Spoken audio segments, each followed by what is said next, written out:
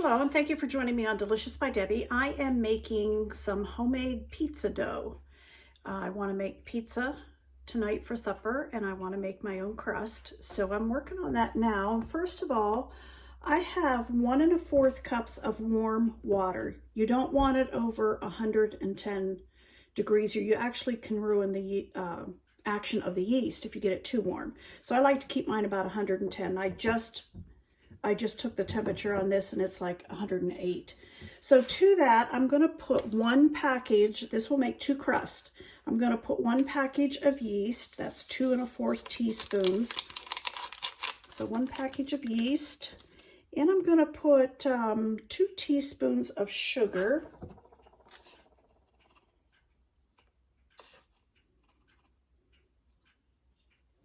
And I'm going to put 2 tablespoons of oil.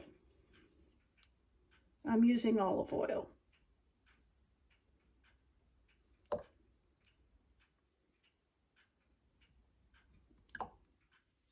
I'll just mix that around a little bit, and then I'm going to let this sit and let the yeast proof.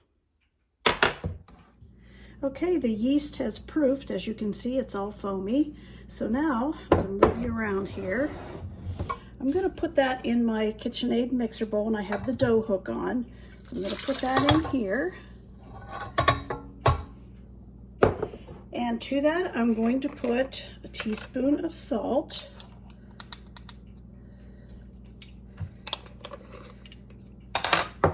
Half of a teaspoon of garlic powder.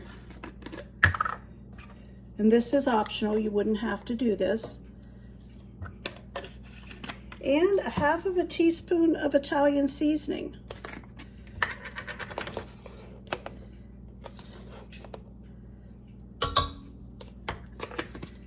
All right, I have 3 1/2 cups of all-purpose flour here. I'm not going to put all of it in to start with, but I'm going to put about half of it in and go ahead and start mixing this. See how much more we need.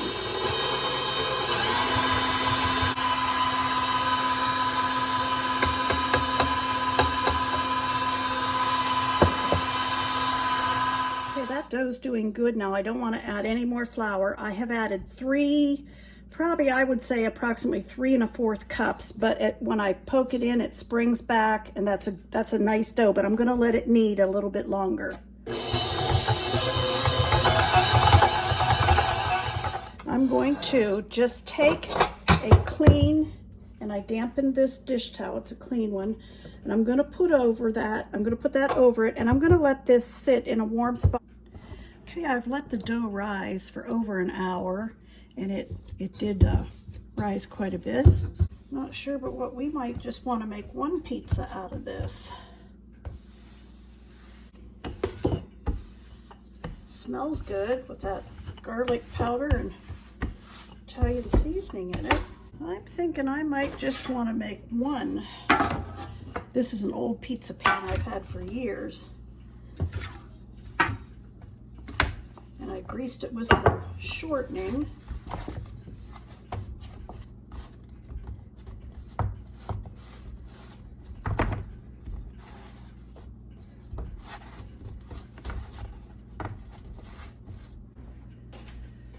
Since I'm going to parbake this, I'm going to poke some holes in it so it doesn't get big air bubbles.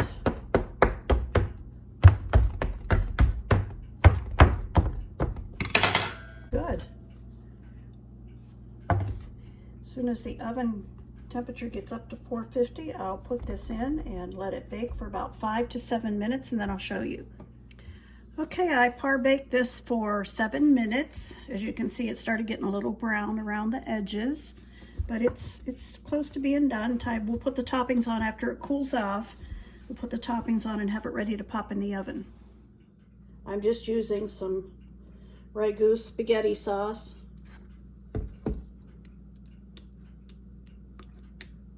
Next, I'm going to put some garlic powder.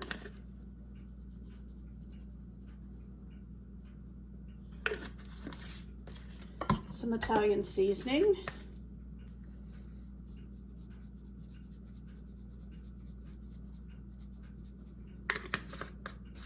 A little bit of minced dried onion.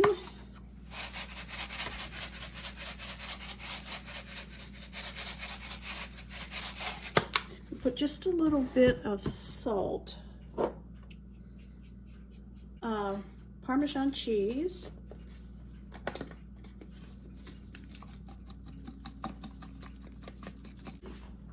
Several different kinds of meat I'm going to put on it. I do not have pepperoni, and my husband would prefer it without.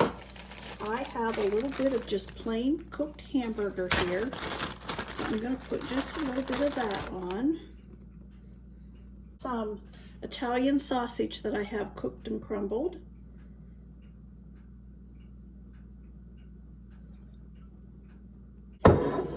And I'm going to put some bacon. This is bacon that I had cooked and I cut it up.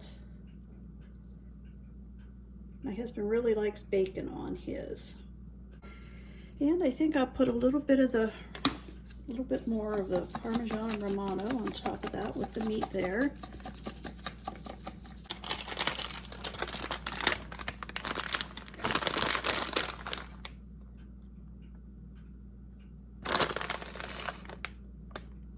All right, that's all ready to go in the oven, and I'll be putting that in pretty soon, and I'll show you when I take it out. Okay, the pizza is done. I have not cut into it yet. My husband's not home, and I kind of want it to sit and cool just a bit before I cut it, but I wanted to show you. Thank you for watching.